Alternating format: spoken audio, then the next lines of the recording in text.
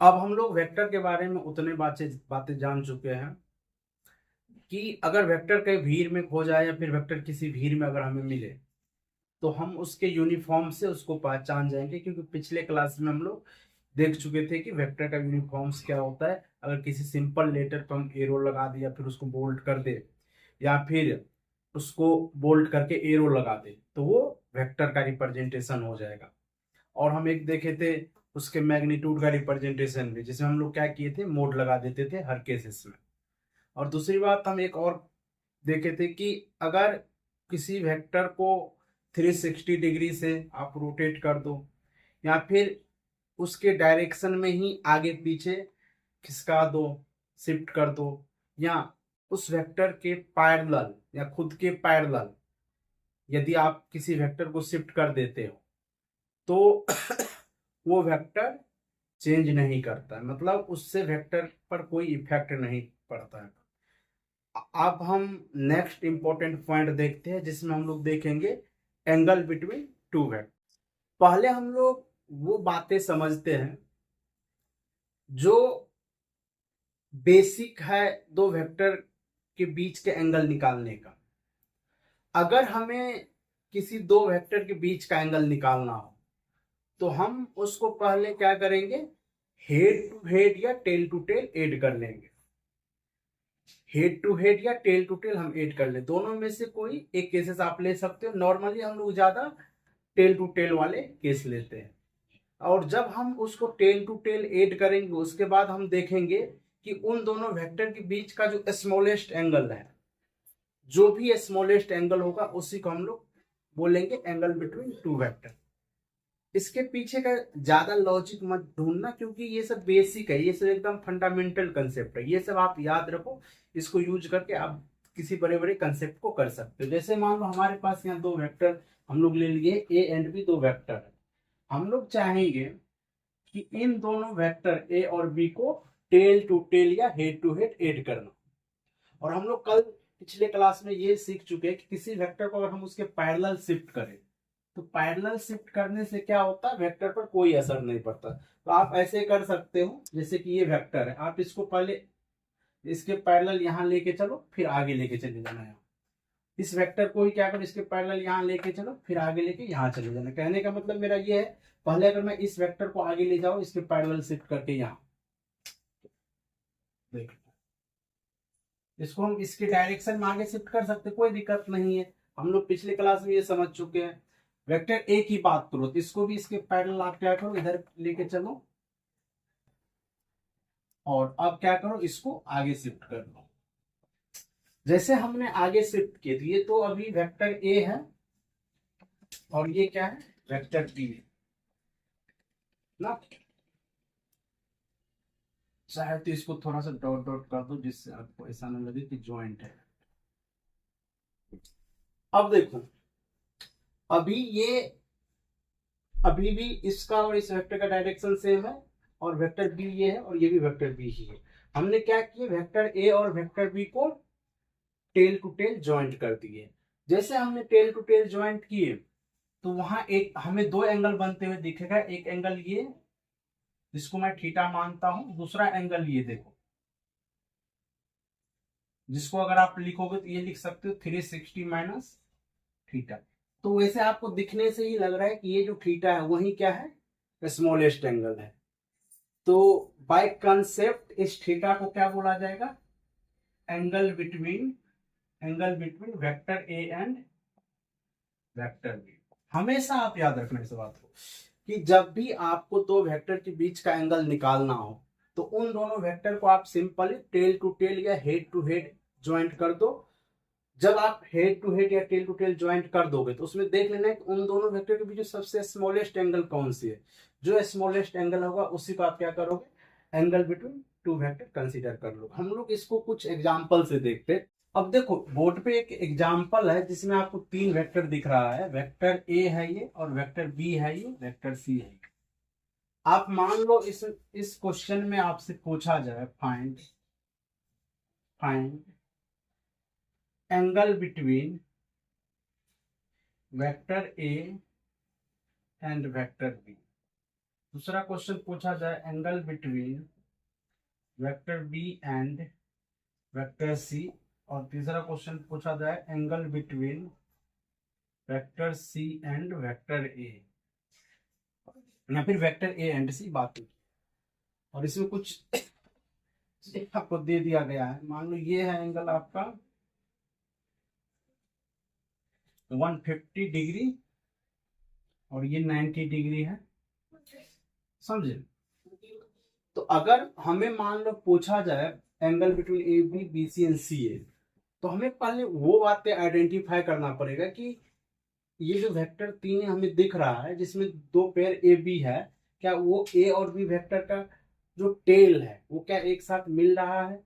अगर वो एक साथ मिले तो वही उसका क्या हो जाएगा, एंगल हो जाएगा। जैसे मान लो अगर मैं वेक्टर ए और बी की बात करूं, तो वेक्टर ए का जो टेल है वो ये है और वेक्टर बी का टेल वो भी ये है, तो वेक्टर ए और बी का टेल दोनों क्या है, एक साथ मिल रहा है, तो उसके बीच का जो अभी एंगल हमें दिख रहा है वही क्या होगा, angle between vector A and B.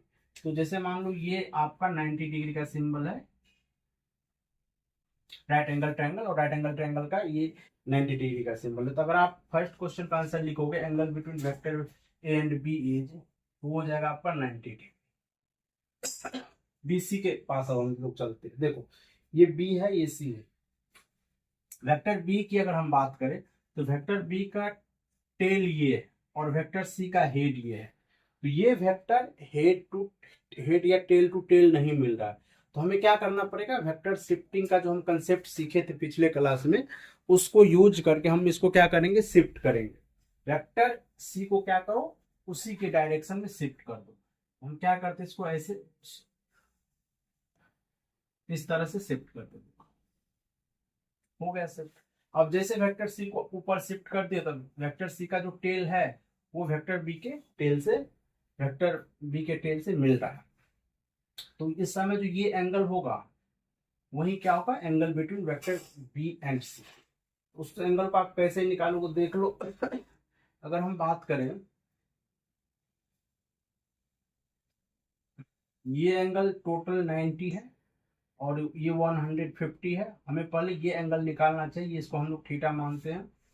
तो theta plus 150 degree plus 90 degree is equal to कितना होगा, 360 डिग्री। तो theta is equal to 360 minus 0.4 0.221, मतलब ये होगा 120 डिग्री। हम इसको कैसे लिखें, मैं थोड़ा सा डिटेल्स कर देता हूँ। देखो आपको पता है कंप्लीट एंगल जो होता है वो 360 डिग्री का होता है, तो कंप्लीट एंगल में आपको एक ये तो 150 डिग्री दिया ही है और ये 90 डिग्री है, हम ये निकालना, तो वही क्यों theta plus 150 plus 90 equal to 360 degree. तो वहां से हम जैसे कैलकुलेट की थीटा कितना आ गया, 120 डिग्री। अब देखो ये थीटा हमारा है 120 डिग्री। अब देखो जैसे आप इस लाइन को देखोगे तो ये जो हम वेक्टर को आगे शिफ्ट किया हूं तो ये एक स्ट्रेट लाइन बन गया, और आपको पता है स्ट्रेट लाइन पे कितने का एंगल बनता है, 180 डिग्री, जिसमें से ये कितना है यहाँ से यहाँ तक 120। तो अगर ये वाला एंगल की हम अगर बात करें तो ये वाला एंगल आपका हो जाएगा 60 डिग्री। तो यहाँ जो सेकेंड का जो आंसर आप लिखोगे angle between vector B and C, वो कितना हो जाएगा, ये 60 डिग्री। अब हमारा एक और क्वेश्चन है सी ए। अब देखो सी ए में भी तो यहाँ से आप निकाल सकते हो, जैसे देखो ये वेक्टर सी है और ये है, इनका भी तभी ये टेल ही मिल रहा है, तो ये टोटल एंगल कितना है, ये 90, मतलब वेक्टर ए और बी एक दूसरे से परपेंडिकुलर है, तो और ये 60 है, तो इसको कितना होना पड़ेगा, 30 डिग्री। तो इसका आंसर हम लिखेंगे क्वेश्चन नंबर 3 का, angle between vector C and A is 30 degree. आपको कई जगह इस कंसेप्ट को यूज करना पड़ेगा ना, डायरेक्ट इससे पे बात करेंगे डायरेक्शन सेंस की। देखो डायरेक्शन सेंस में हम लोग डायरेक्शन के बारे में पढ़ेंगे, क्योंकि वेक्टर क्वांटिटी के पास डायरेक्शन भी होते हैं, इसलिए हम लोग यहाँ डायरेक्शन के बारे में बात करेंगे। अगर आपसे एक सिंपल सा क्वेश्चन पूछा जाए तो कितने, अगर ये क्वेश्चन पूछा जाए कि इस दुनिया में कितने नंबर्स ऑफ डायरेक्शन पॉसिबल हो सकता है, तो आपका जवाब होना चाहिए इनफाइनाइट। क्योंकि देखो डायरेक्शन तो इनफाइनाइट है, लेकिन नॉर्मली जब हम लोग किसी डायरेक्शन को लिखने की कोशिश करते हैं तो हम उस डायरेक्शन को किसी न किसी डायरेक्शन के रेफरेंस में लिखते हैं, जो है हमारे पास नॉर्मली 4 डायरेक्शन कंसीडर किया गया, नॉर्थ, साउथ, ईस्ट, वेस्ट। ये 4 डायरेक्शन का रेफरेंस लेवल है। आप इसी को रेफरेंस लेवल मान के हर किसी डायरेक्शन को क्या करते हो, लिखते हो। क्योंकि आपको कई क्वेश्चन ऐसे पूछा जाएगा या फिर दिया होगा क्वेश्चन में कि 60 या फिर किसी बॉडी पे 10 न्यूटन का फोर्स लग रहा है 30 डिग्री ईस्ट ऑफ वेस्ट। तो इस बात को आप कैसे समझोगे वो अभी हम लोग कंसेप्ट से समझते हैं। डायरेक्शन सेंस में आपको पहले ये बात समझ लो कि आपको डायरेक्शन का नॉलेज होना बहुत जरूरी है, जो बहुत सिंपल है, कोई बड़ी बात है नहीं। अगर आप नोटबुक पे अगर आप डायरेक्शन सेंस का डायग्राम बना रहे हो तो उसमें ये आपका होता है, मतलब जिधर राइट हैंड हो उधर क्या होता है, ईस्ट होता है, लेफ्ट हैंड की तरफ वेस्ट, और ये नीचे को साउथ माना जाता है, ऊपर वाले को नॉर्थ। ये 4 डायरेक्शन है। नॉर्मली इन्हीं चारों डायरेक्शन को रेफरेंस मान के हम फिजिक्स में या फिर किसी सब्जेक्ट में अगर आपको डायरेक्शन से रिलेटेड कोई बातें लिखनी तो इन्हीं चारों डायरेक्शन को क्या करो, रेफरेंस मान के आप लिख सकते हो। समझे? जैसे मान लो एक हाँ, इसको हम लोग यूज क्या है, इसका फिजिक्स में यूज है। हम इसको यूज करके फिजिक्स में हम किसी भी फिजिकल क्वांटिटी या किसी भी वेक्टर क्वांटिटी का लिखेंगे डायरेक्शन। जैसे मान लो एक छोटा सा, मान लो कोई वेक्टर क्वांटिटी है जिसका मैग्नीट्यूड है r, जिसका मैग्नीट्यूड क्या है r, मतलब r क्या है, वेक्टर क्वांटिटी है, और उसका मैग्नीट्यूड को हमने इस तरह से लिखा, और ये है, इसको इस तरह से लैंग्वेज में लिखा है कि r मैग्नीट्यूड है किसी वेक्टर क्वांटिटी का at 60 degree north of east. देखो इसका मीनिंग हमें समझना पड़ेगा। देखो जब आर मैग्नीट्यूड कोई चीज हो सकता है at 60 degree north of east लिखा है, इसका मतलब ये है कि ये जो वेक्टर का डायरेक्शन है वो ईस्ट से 60 डिग्री पर है, इधर नॉर्थ की ओर। जैसे मान लो ईस्ट ये ना, तो आप जब आर वेक्टर को बनाने की कोशिश करो, मान लो ये वेक्टर आर है जिसका मैग्नीट्यूड आर है, उसमें ये जो 60 डिग्री है वो इधर से हो, समझे? तो ये मतलब अगर मान लो इस तरह से कहीं लिखा है, अगर आप उसको रिप्रेजेंट करना चाहते हो डायरेक्शन सेंस में तो आप उसको ऐसे कर सकते हो। मतलब इसका मतलब जो बाद में हो वहां से आप एंगल मेजर करोगे, जो पहले हो उसकी हो। ऐसे याद रखना कंसेप्चुअली कि जो यहाँ बाद में लिखा हो वहां से हम लोग क्या करते हैं, एंगल को मेजर करते हैं, और किधर करते हैं, जो पहले हो। इसमें और भी कई कंसेप्ट आपको याद रखने की जरूरत है। जैसे मान लो ऐसे लिखा हो कहीं NW, मतलब नॉर्थ वेस्ट, इसका मतलब होता है वेस्ट से भी 45 डिग्री और नॉर्थ से भी 45 डिग्री, मतलब इक्वली एंगल। जब कभी इस तरह से अगर लिखा हो, मान लो नॉर्थ वेस्ट लिखा है या फिर साउथ ईस्ट लिखा है, तो उस समय क्या होगा, 45 डिग्री पे होगा कोई भी चीज, जो भी वेक्टर क्वांटिटी दी गई हो। जैसे मान लो कहीं लिख दिए साउथ वेस्ट, तो साउथ वेस्ट में इधर होगा 45 डिग्री। आप जब क्वेश्चन करोगे तो और चीजें क्लियर होगा। अभी इसको आप इस कंसेप्ट को अच्छे से रखो। आप सिंपल एक लाइन याद रखो इसमें कि जहां से जो बाद में हो, मतलब जो क्वेश्चन में जब लिखा होगा ऐसे स्टेटमेंट कि मान लो ऐसे लिखा है 60 न्यूटन फोर्स